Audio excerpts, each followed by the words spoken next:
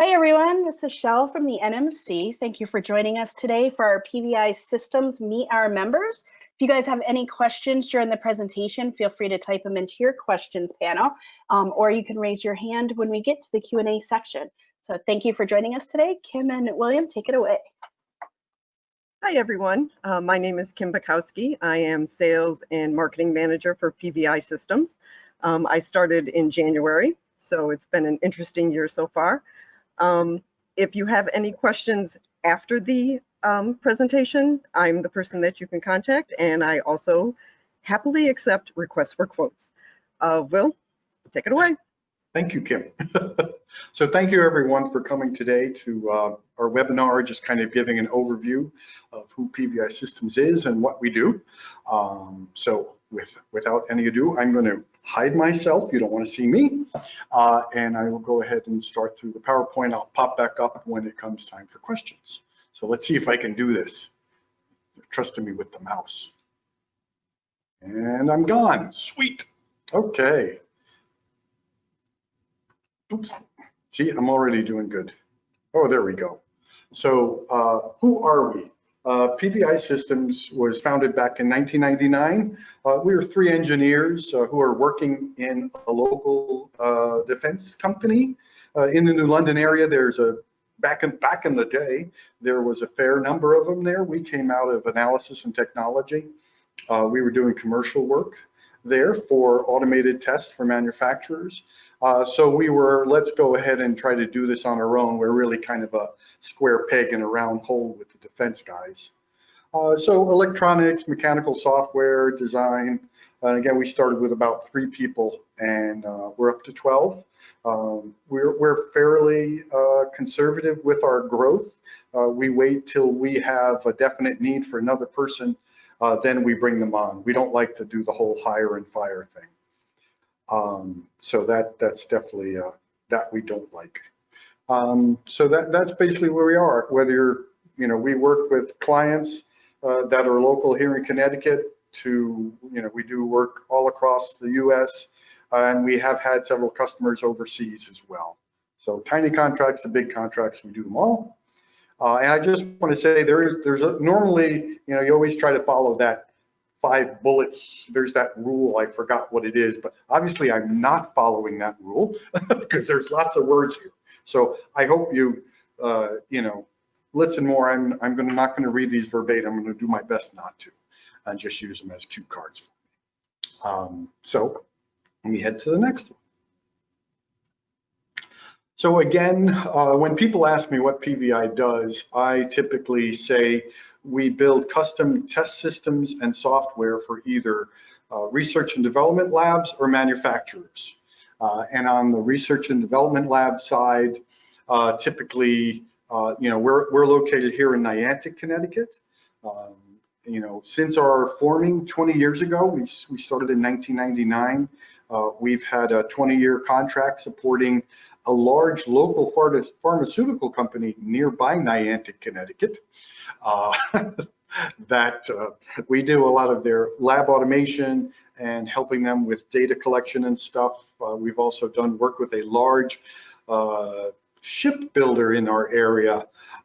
And again, those kind of tasks fall on the R&D side, where we're helping them collect data and analyze it for their designs, for their new products, so on and so forth. On the manufacturer side, typically where we end up is at the end of the process in quality control. We do a fair number of vision systems for automatically inspecting a part. Let's say you were making a valve, and at the very end you needed to make sure the end face of the valve was smooth, without defects, and was the proper radius and shape. We've done systems like that to automate that process, to do that kind of testing. We focus on the automation side of things. The idea there is the computer doesn't get tired. It's Friday, you want to go home, the Red Sox are playing, so your inspection person might have their mind somewhere else. The computer just keeps on going. So Again, R&D systems for helping in the development process, and then automated machines for the typically, again, in quality control back end when the product comes out. We have also done in-process work as well. And we do consulting services. We are a NI, National Instruments house, you can call it. So we use their data acquisition hardware and also their LabVIEW development environment. We do also support other programming languages as well. Who do we serve? Again, we do a pretty wide range of companies that has served us well. We haven't tied ourselves to any one particular area, so that when an industry has a downturn, we have other places we can go. I've grown quite fond of eating, so we like to diversify. Again, the wide range of aerospace and defense. We deal with manufacturers. Again, pharmaceutical, being in close proximity to a large number of pharma companies in the Northeast. We have done work with academia as well, both small schools. We did some work with Three Rivers in helping them set up a vision lab for their students. And we've done work with like Northeastern and Penn State. And on the energy side of the house, we've also done solar panel inspection, we've done battery inspection, we've done fuel cell work as well. So again, we try to leverage that, that we have a wide range of experience. So bring things that we've learned from other industries to bear on your particular problem. One of the things we always kind of get into, and I'm sure if you're in the product area, it always seems that test always seems to come last. So we always try our best when we talk with a customer to look at, their test process and really kind of understand the value of test. What new test process are you going to use? Are you going to use an existing one? Will you go ahead and use, develop a whole brand new station? Do you want a Swiss Army knife of test stations? So kind of figure out where, what best fits your need and what you're trying to do. And obviously that ties into the cost.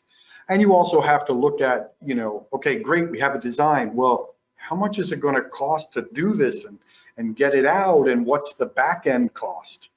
So there's a lot that goes into the test investment. And then really the thing is, okay, as with any investment, okay, you want to make money from it. It needs to have a value. You're just not throwing the money away and developing a test system. So it's, making sure that any results coming out of the test system are getting fed back to your design engineers so that, when we run this test, step 6 always fails. It has something to do with that button over there. They can go back and figure out, was that a design problem? Is that something in our manufacturing process that is causing it? So there is a lot of value to test. And it always seems like when you get to the, okay, no offense to design engineers, but you get to the end of the project, it's like, okay, test and documentation, here you go. You've got 50 minutes left before we have to ship it. So been there, done that on both sides of the fence. So it's important to learn that.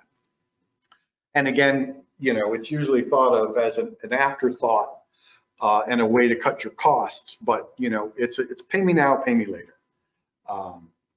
Investing a little bit extra in the test will make your product that much more valuable. And you can use it as a selling point to your customer. If you're selling your parts to a company that's building a large ship, for example, an edge, a competitive edge you can have is you can say, we do inspection on all our parts going out the door, making sure they meet A, B, C, and D, and verify functionality and all of that good stuff. So again, there's definitely a value there. So that's kind of my, I'll get off the test soapbox right now, but so that's just some thought as at your company, as you're testing your product or dealing, you can sell that to marketing. Look, you can use this as a selling point. So that's kind of the idea behind cost of test and just kind of taking a more holistic approach to it and understanding, a little bit put in here will pay you back later.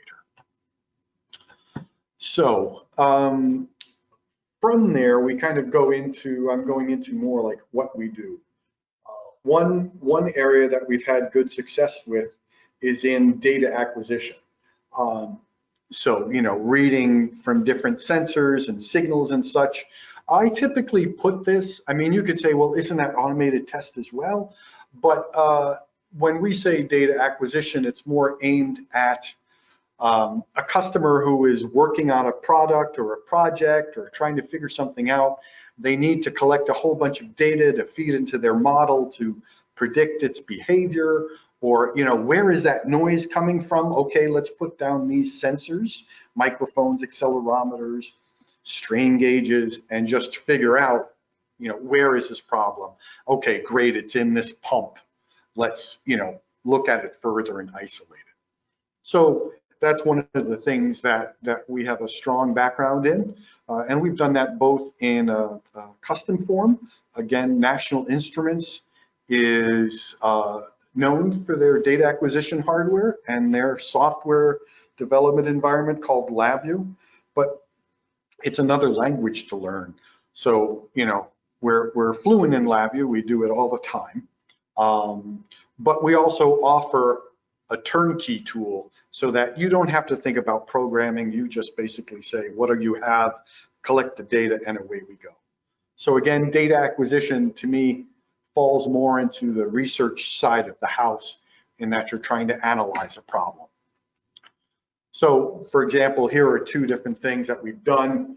Our Chameleon software, again, that's our turnkey software, has been used on ships shaped like cigars that are basically, they'll take various chassis. They may put some sensors in the bow, some on the port side, amidships, some in the aft by the prop or wherever, and they'll plop these chassis down, and our software will go and collect all the data synchronously so that when they see a noise up in the bow and they hear something happening back in the stern, they know, I think these are related. Let's see if they correlate and such.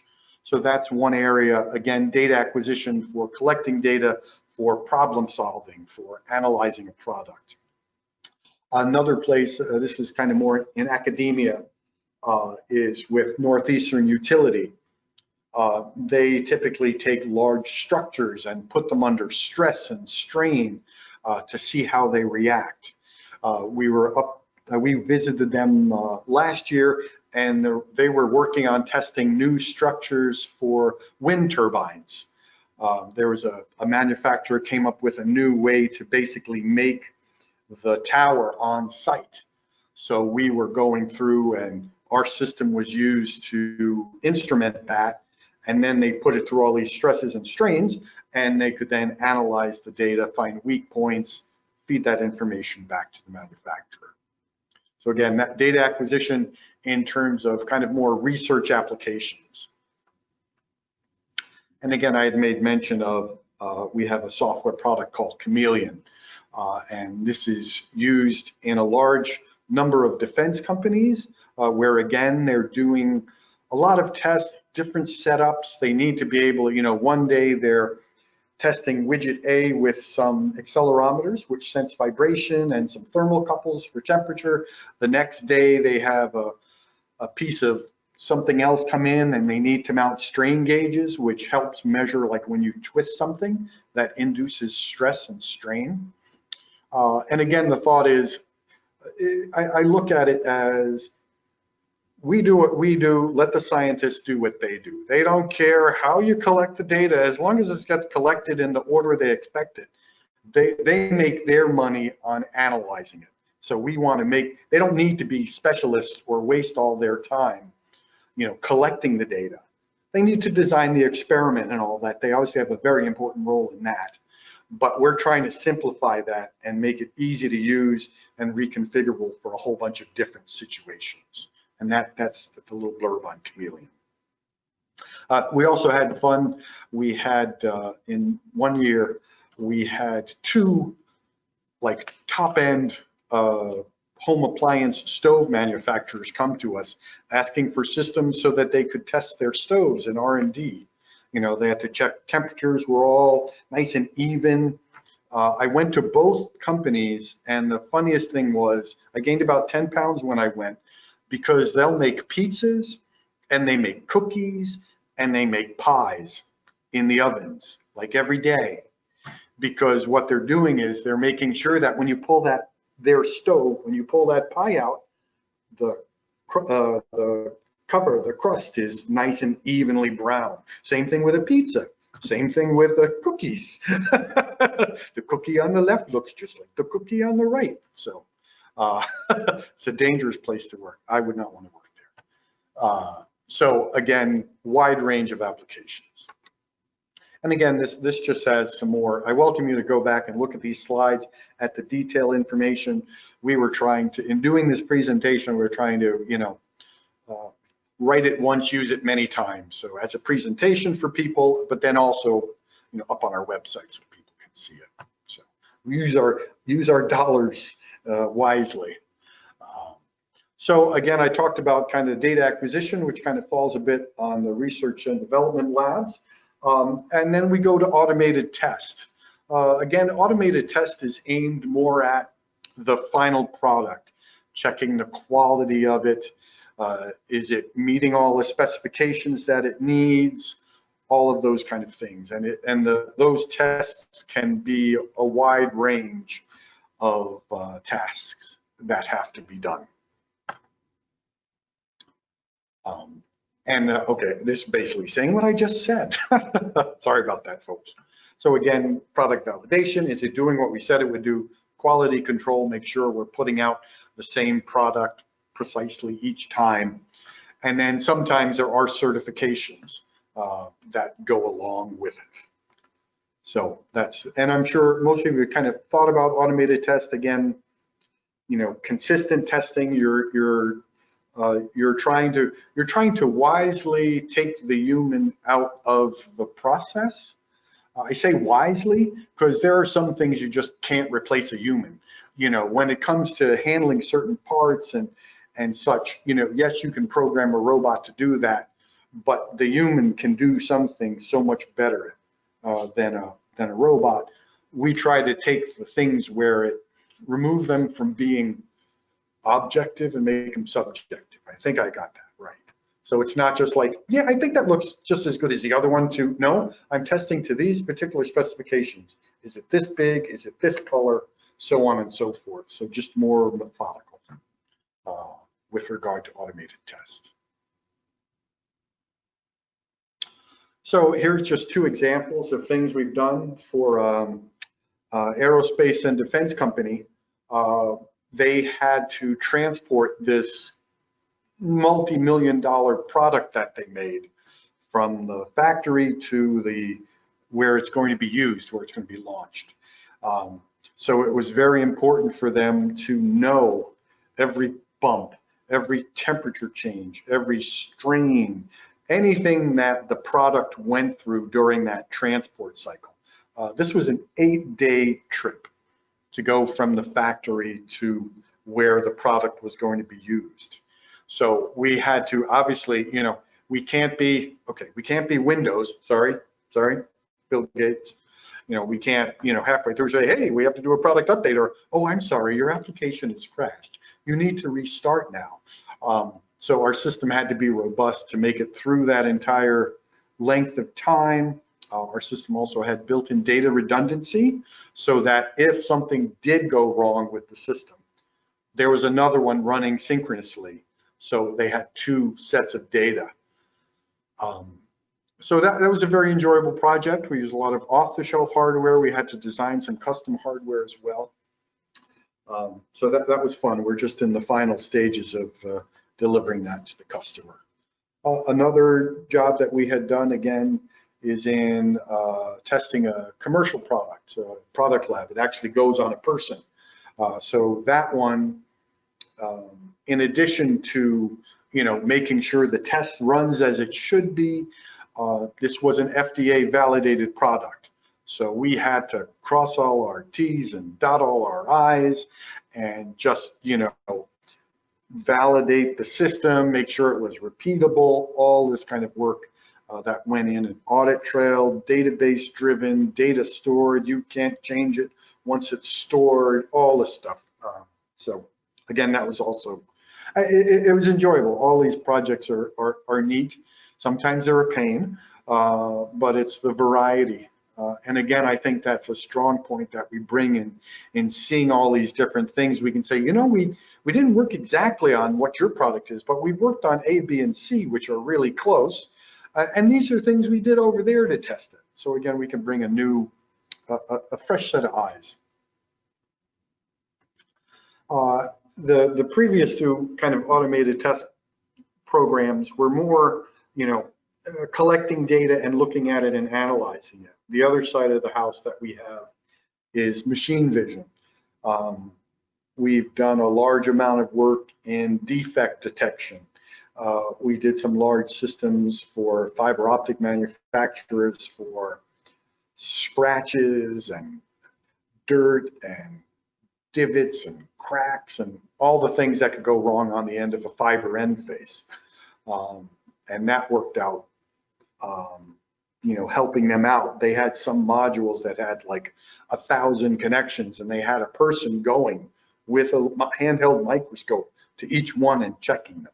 So that's a spot where the automated, consistent doing stuff really helped. And again, to be fair, I'm not dissing humans. I like humans. In situations like that, especially machine vision, again, the brain is an incredibly powerful tool.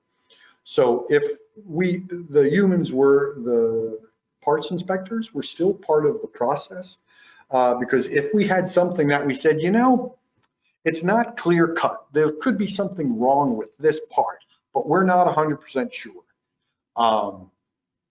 It would refer that part to a human. There are times, one of the things we had to do was to inspect a scratch. And you think about the scratch on your car. If you have a scratch on your car, it can just be a nice straight scratch. It's like, okay, that's a scratch. But sometimes, someone with a key scratched your car per se. And they did it and they stopped and they did it and they stopped and they did it and it stopped. So it's not a continuous line. It has an angle to it. The human brain can easily look at it and say, oh, that person put a scratch in my car. But a machine, it has to make a lot of complex decisions. How long is it? How big is the gap? Is the line at the same angle as the previous segment of the line? Is it curving in an arc? Okay, do those sections line up? So there are times that the human brain just, it can't be beat. So that again is kind of on the machine vision side of the house. So here are two examples of what we've done machine vision wise in a solar panel inspection system for a manufacturer, just making sure all the grids of the fine wires in there are in the proper place and orientation. There's no gaps, no breaks in the wire. Another was for a manufacturer of piston rings. And here we had to make sure that the piston rings were the proper diameter all throughout. And then also that the profile of the ring was as designed. So we used a large camera to inspect the diameter throughout the part, and then some lasers to get that two-dimensional profile, something the camera couldn't have done. And again, and the other part with manufacturers that where we've helped out is in process control, and process sometimes tied in with motion control. There we go. So again, we're stepping in to try and, in terms of the process, we typically do two different types of process control jobs. I'm going to flip to the next slide because there's an example of each there. One was for a fuel cell manufacturer here in the state, and in terms of process control, what they were seeing was, they got their raw materials, and then the raw materials went to some different weld stations, and the parts got assembled, and then they went to another station to get another part put on, and then they went to visual inspection. So what we did was we came up with a system that gave the people, when the parts came into the workstation, the person would scan the batches. So now, and that would all get tucked into a database. So we would know, Monday morning, these parts were being used to make stuff. And it was done on machine number 1 by Joey. And then it traveled on to Jimmy and so on and so forth. And storing all of that process information, the flow of their product into a database so that they could go back and say, we're seeing a lot of failures in this top left-hand corner, but it's not every one. Why is that? Okay, well, what serial number was that? What are the serial numbers of the failed parts? Oh, those were all done on station 1 by Joey. Oh, look at that. He's handling the part wrong. He needs a little more training. Oh, wait, there's a problem with the welder in the 3rd quadrant of the part when it's put down. The tooling is wearing out. We need to replace it. So it's process control in that it's providing feedback to them to let them make sure their process is running smoothly and helping finding problems, fixing things early in the manufacturing process so that the cost is less. It doesn't cost as much rework, because by the time the finished panel is off to the next phase and something else gets done, you're adding money to it. So the sooner you can catch that, the better. So that's one example. The other thing we did was for a plastic tube manufacturer, and not just any tubes. These were medical devices. They showed me some catheters that were used in brain surgery, and it's like, ew. But for that, we were doing process control on an extrusion machine. So we were looking at the pressure, how fast was the extruded product getting fed out? How fast was the puller going? What were the strains on the die? All of these different things that fed into their recipe. For this particular tubing, for the brain surgery catheter, we need the end of the tube to be 0.1 inches in diameter, but by the time it comes to the other end, it needs to be 0.2. So we would control the speed and the flow as it was being made. And in that case, we were using a real-time operating system. And just briefly, for example, Windows is not a real-time operating system. A real-time operating system means every time I go through steps 1 through 10, they'll be executed in the proper order, and they will always take the same amount of time. So when I say jump, you say how high, or close the valve, it's closed. Do this now, it's done. As opposed to Windows, it's like, do this now. Well, I kind of want to check for a Windows update right now, so can you hold on for a second? No, I can't. So that's a real-time operating system, deterministic. Real-time doesn't necessarily mean fast, but it is. It's determined. It will always do it the same way, as opposed to Windows. Good luck and Godspeed. Sorry, Bill. And again, we've had good luck in doing small consulting jobs. We've had, like I said, we've had a 20-year contract with a local pharmaceutical company. And it started out by us doing a small 2 or 3 day kind of help them out, troubleshoot something project with them. And it's grown since then to be a multi-year contract. So that's always, so that's why I say, we don't turn away the small jobs, because you're planting a seed with someone to become part of their team, to work with them, and it can grow into something larger. I'm not saying that's not without its down parts. Kim can attest to this. When you look at, you're preparing a bid for somebody. Whether you're preparing a $5,000 bid or a $500,000 bid. I mean, yes, obviously the $500,000 bid takes longer to do. It's more complicated, but it's not a linear scale.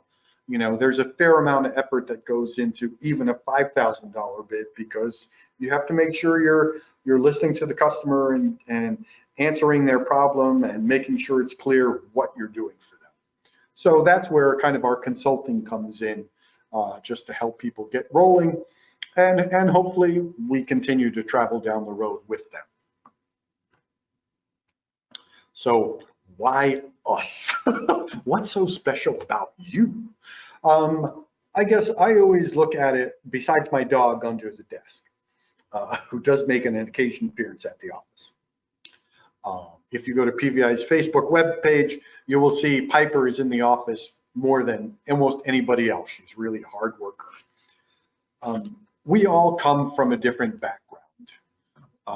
A mix, we have mechanical engineers, we have computer scientists, we have electrical engineers, we have computer engineers, we have PhDs, we have someone that has an MBA as well, working engineering and stuff.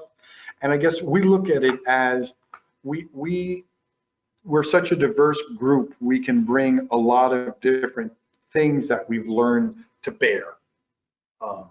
And again, with our wide range of projects, working, inside of a pharmaceutical company to working on a stove for a major a stove that you'd see in a nice high-end kitchen for a manufacturer.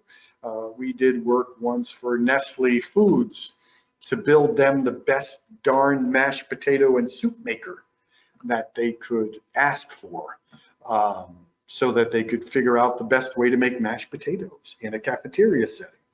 So just really all over the map. You just never know what we're going to be doing, which is always good. So again, we try to leverage that wide range of experience, and we try to just work with a wide range of customers, small or large, Fortune 500, or Joey down the block that's making something and needs a way to put it together in an automated fashion or inspect it. So that's kind of who we are. Again, it's a pain. We're a jack of all trades in a certain area, master of none. That can be a blessing and a curse. But we try to basically tell the story. You want to do A, B, and C. We've done all those things for different people, but we can bring them back together for you. For that large submarine manufacturer, they were looking to get an automated hydraulic test platform. We had done work in a couple different areas, motion control, we've worked with hydraulics before, and we were able to say, hey, we have the skills. And the nice thing about that one was, and I would say in general, is we have the skills to make a solution for you. What we don't necessarily have is, I can't tell you exactly how your part works or what it's going to do or the intricacies of the regulations that you're trying to meet. But the two of us together, the customer and PVI working as a team, can solve that problem. So we lean, it's a mutually beneficial. They bringing the knowledge of their product, PVI bringing the knowledge of testing or being able to capture data to help them figure out what's going on. So I think I'm almost done. Ooh, there's our little tagline at the end. So again, from the simplest to the largest, small companies, big companies, we want to work with you as a team and provide you a good solution that meets the needs of what you're looking for. I think I'm done flapping my gums. Let's see. Oh, I am going to turn my camera back on. This is Kim's contact information and some other, all those happy codes and things that government contractors like to see. I will turn my camera back on, and I'm assuming Kim is going to join and see if there are any, Kim or Shell, to see if there are any questions from the audience. I know I went over a lot really fast.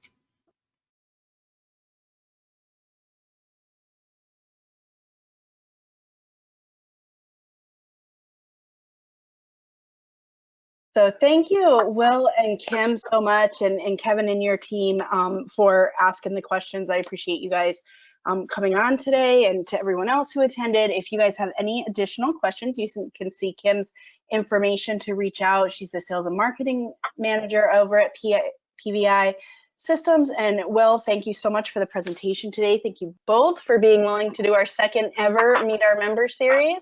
So we look forward to Any questions you guys have, feel free to reach out directly to them. You can also reach out to the NMC and we'll vet you over if it's a few months down the line and you forget the contact information. This will be available to all members on the on-demand library, and then we will follow up and get you a copy of the slides as well for anyone who attended today. And Shell, thank you very much for organizing this and all that the NMC does to bring suppliers together to learn the ropes and understand all the different things. There's power in us joining together to learn from each other. So thank you for the work you do. Oh, absolutely. This is a pleasure to get to know each of you guys better. So we will see you all soon. Next month, we have Swagelok. Chris Spence and his team will be here to introduce themselves to us. November 18th, I believe it is, but check the calendar on the website, Naval and Maritime Consortium.